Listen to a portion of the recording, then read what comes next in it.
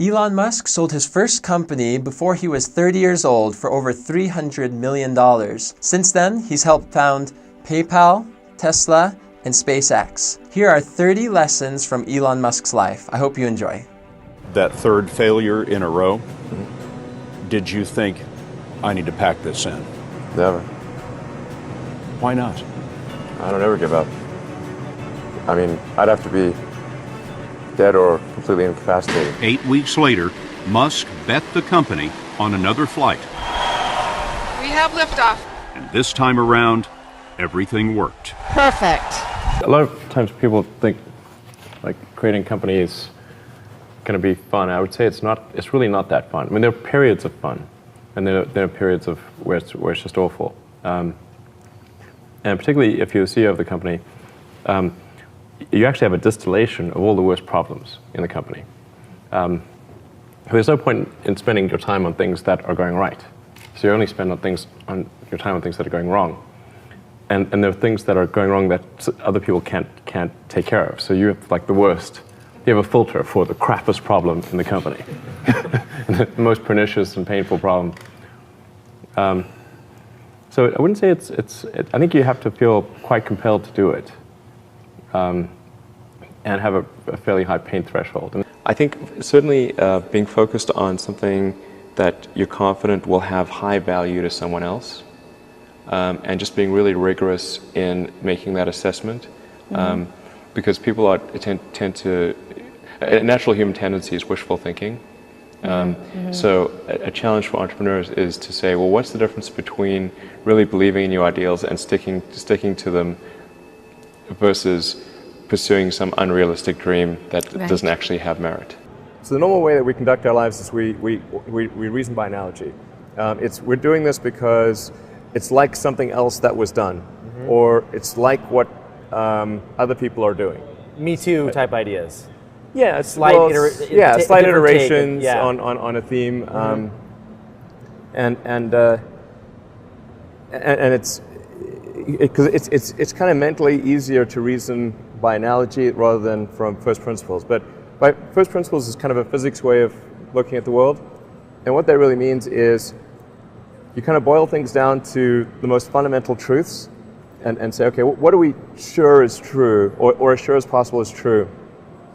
And then reason up from there. Should we be considering one-way only trips to Mars? What's the best approach to colonize the planet? Is it, but what's your view? Is that socially acceptable? Do you think people will sign up to do it? I think there's plenty of people who will sign up for a one-way trip to Mars. But if we could have a show of hands, who would consider such an option? I see some, not many, but perhaps enough for a couple of missions. So certainly be enough. I mean, I think it's sort of like, is it a one-way mission and then you die? Or is it a one-way mission and you get resupplied? That's a big difference. Really good. Wait for the second option. Yeah, exactly. But I mean, I think it ends up being a moot point because you want to bring the spaceship back. Like, these spaceships are expensive, okay? They're hard to build. You can't just leave them there. So whether or not people want to come back or not is kind of like, they can jump on it if they want, but they need the spaceship back. Well, I'd say I actually think I feel fear quite strongly. So it's not as though I just have the absence of fear. I feel it quite strongly. But there are just times when something is important enough, you believe in it enough that you do it in spite of the fear. When starting SpaceX, I thought the odds of success were less than 10%. And I just accepted that actually probably I would just lose everything. But that maybe would make some progress. If we could just move the ball forward, even if we died, maybe some other company could pick up the baton and keep moving it forward, so that would still do some good.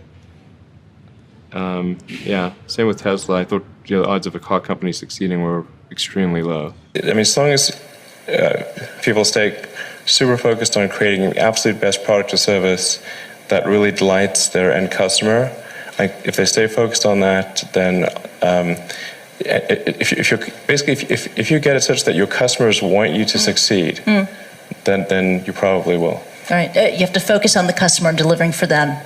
Yeah, make sure if your customers love you, your odds of success are dramatically higher. Exactly. When you're building something new, there's going to be mistakes. And it's important to recognize those mistakes, acknowledge them, and take corrective action. And the success of a company is very much more about how quick are you to fix the mistakes, not will you make mistakes. Or admit mistakes. Yeah, absolutely. Yeah. And if you see the difference between a startup that is successful and one that is not, and it's because the successful one, they both made mistakes, but the successful one recognized the mistakes, fixed them very quickly, and the unsuccessful one tries to deny that the mistakes exist. So you are very famous in saying that failure is actually an option, and if you're not failing, that means you're not innovative enough. Yeah, I mean, it's not like I like failure. I mean, who likes failure is terrible. But if you only do things that are certain to succeed, then you're only going to be doing very obvious things. Well, I mean, I do use that phrase with our engineering design team, that aspirationally we're in pursuit of the platonic ideal of the perfect car. I mean, who knows what that looks like actually, but you want to try to make every element of the car as flawless as possible. And there will always be, some degree of imperfection, but try to minimize that and create a car that is just delightful in every way. And I think if you do that, then the rest kind of takes care of itself. Doing business sometimes requires, persistence, and sometimes could be very boring. Do you have the same fun from innovation as from business, running a business? Well, I mean, or would you rather to be just an innovator, engineer, instead of a business owner or runner? I mean, I'd love to just do innovation and just do engineering. But you raise a good point, because, a lot of life in general, in any job, there's you have to do your chores. There's...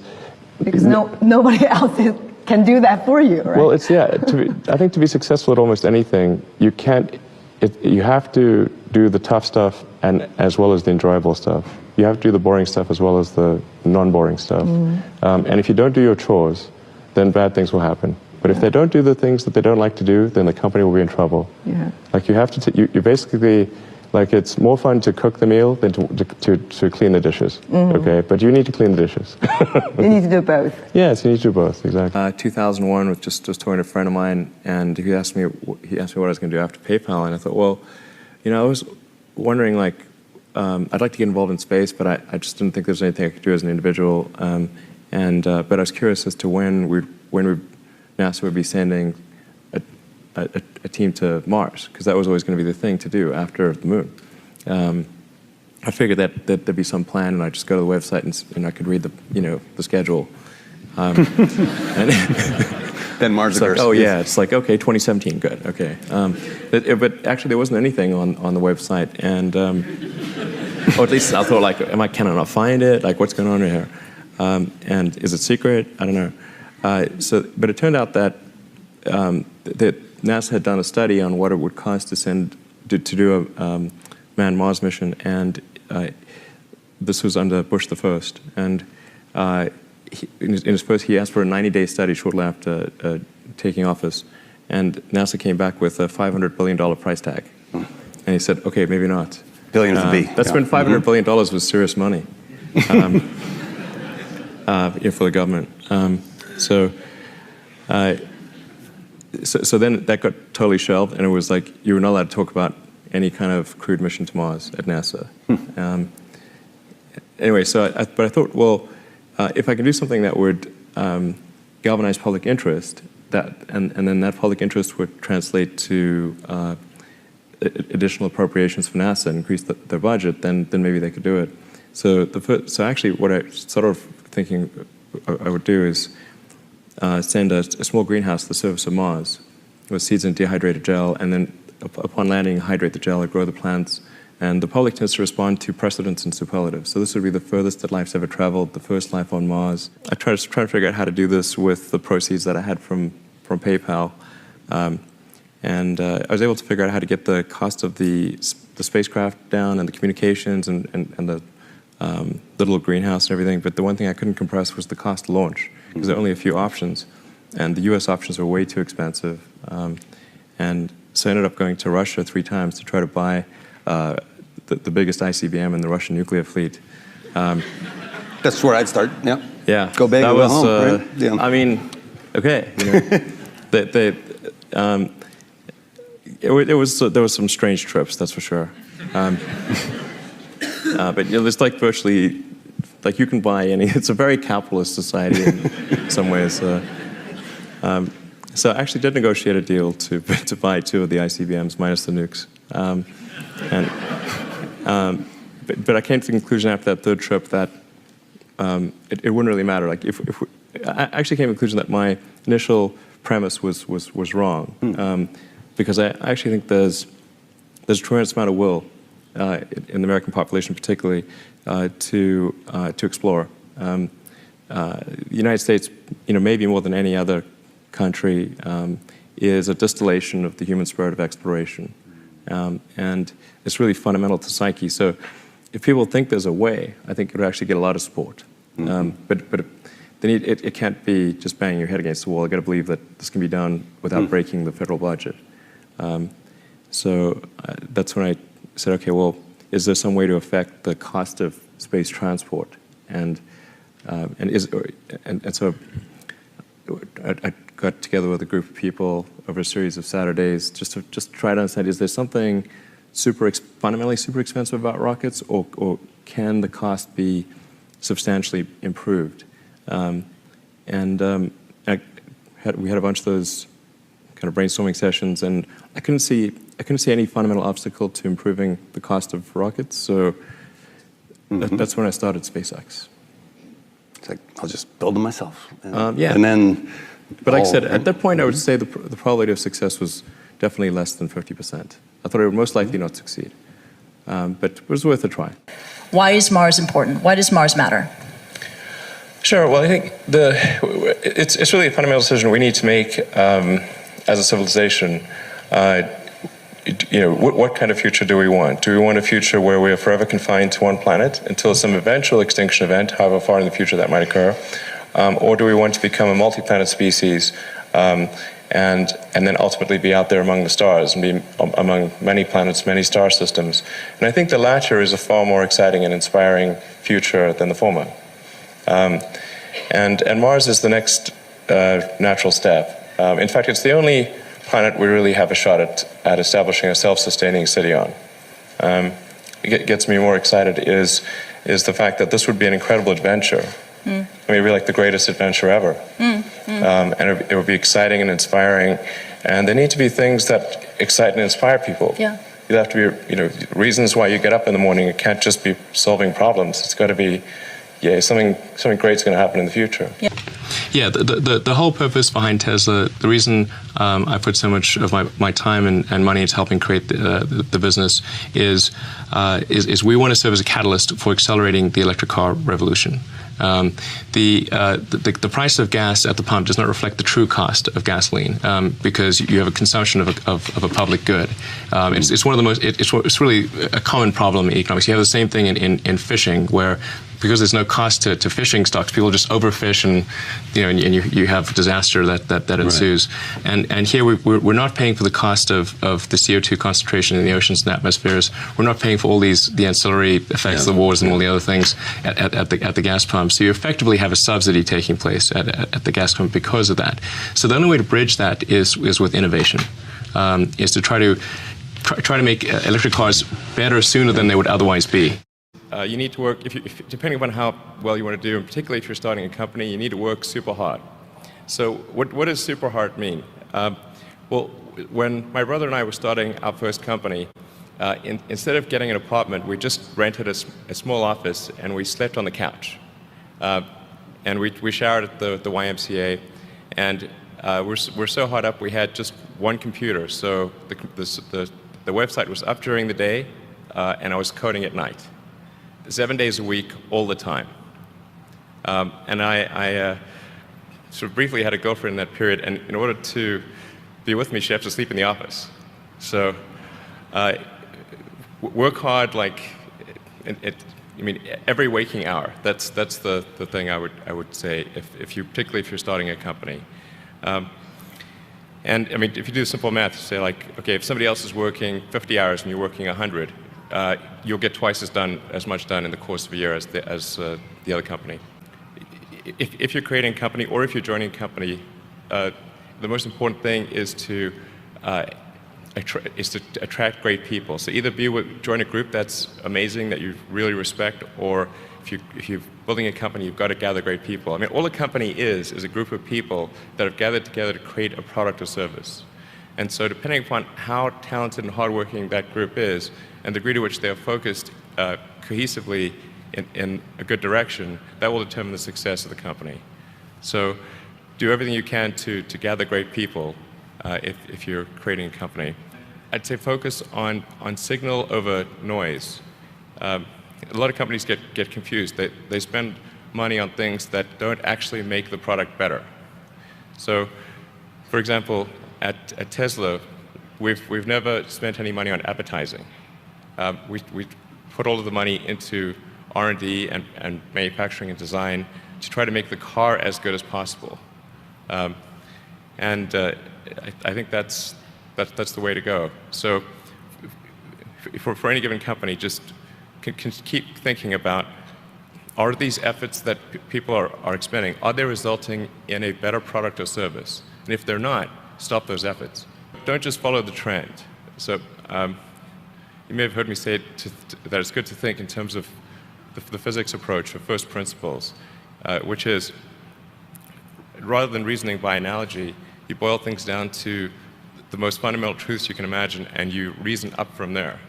And this is a good way to figure out if something really makes sense or if it's just what everybody else is doing. Now is the time to take risk. As you get older, your obligations increase. So and once you have a family, you start taking risk not just for yourself, but for your family as well. It gets much harder to do things that might not work out.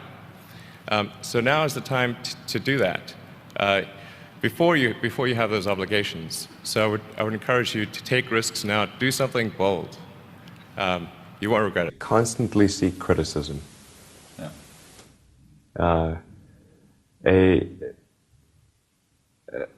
A well thought out critique of whatever you're doing is as valuable as gold.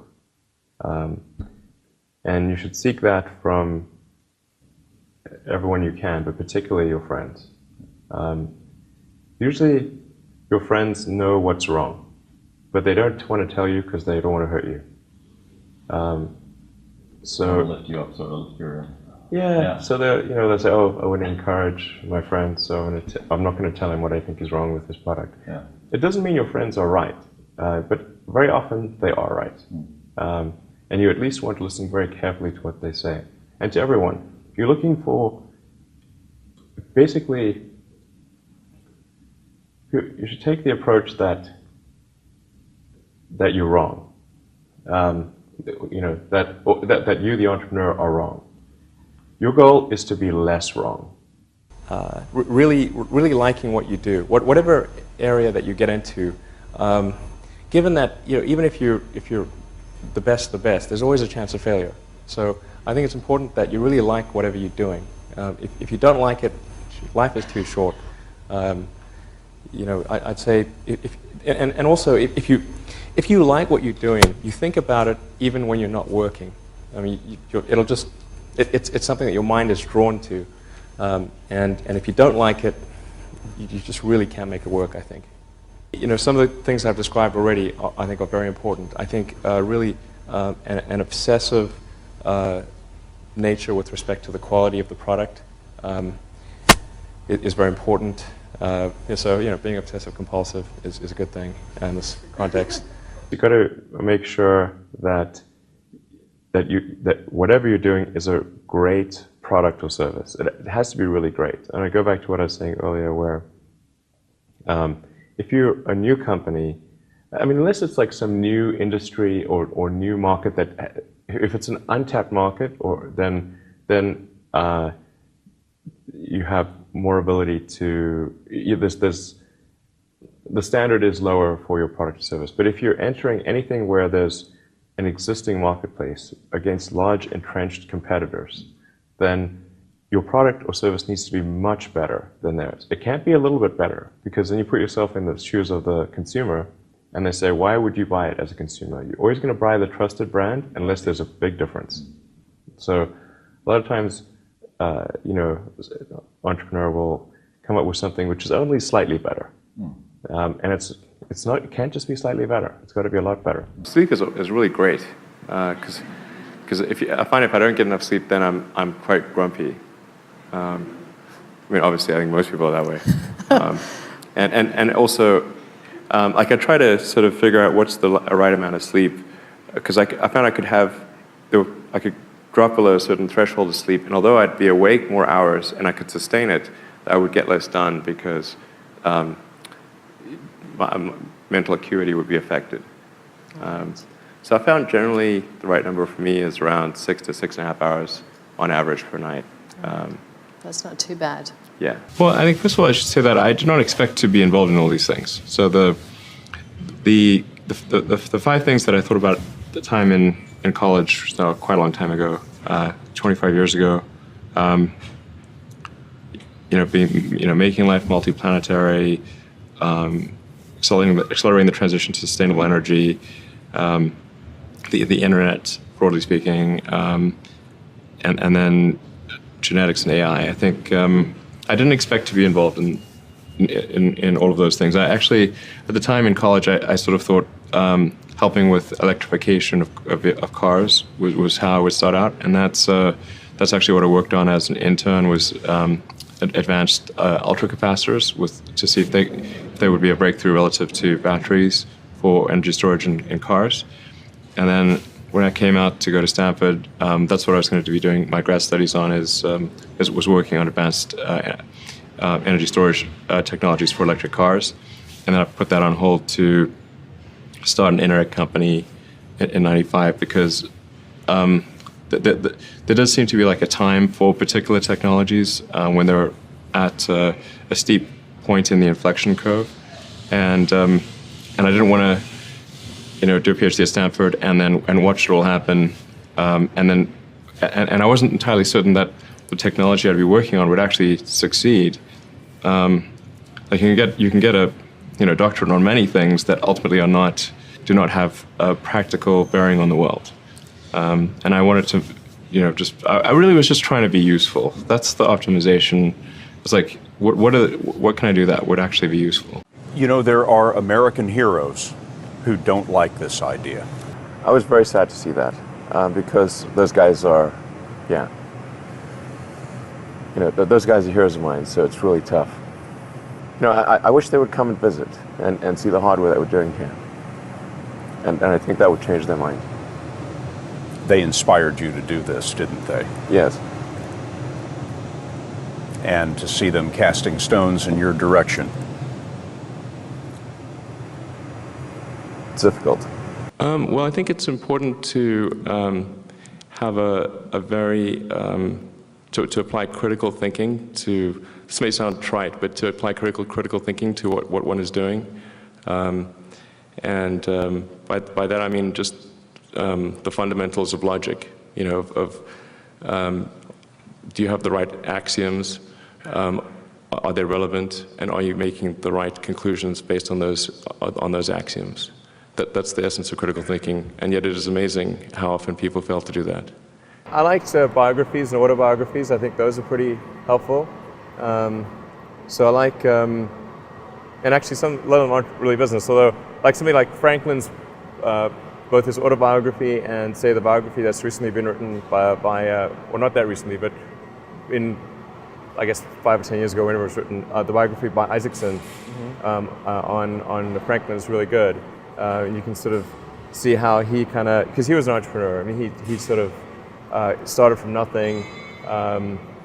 Actually, just like a runaway kid, basically, and created his printing business, and just sort of how he went about doing that, and then over time, he also did science and politics. So I would say certainly he's one of the people I most admire. Like Franklin's pretty awesome.